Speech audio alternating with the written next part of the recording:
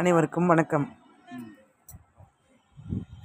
கத்திரிக்காய் செடி செம்ம கத்திரிக்காய் பறிக்க முடியல. அவ்வளோ கத்திரிக்காய் கொடுக்கலாமா? போட்டோ எடுக்க மாட்டோமா?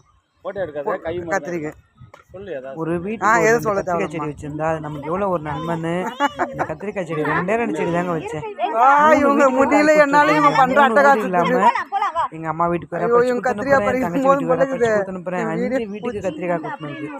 2 செடி எப்படி பாரு, கொத்து கொத்தா எப்படி காய்ச்சிருக்கு பாருங்க. நீங்களும் இது மாதிரி வீட்டு தோட்டம் வச்சு பயனடையுமாறு கேட்டுக்கொள்கிறேன்.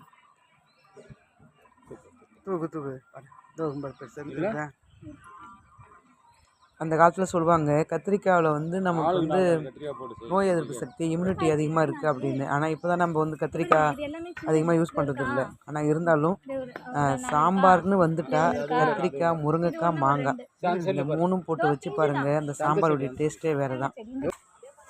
இந்த சேனல் பிடிச்சிருந்தால் லைக் பண்ணுங்கள், சப்ஸ்கிரைப் பண்ணுங்கள், ஷேர் பண்ணுங்கள். Thank you. Always welcome my garden.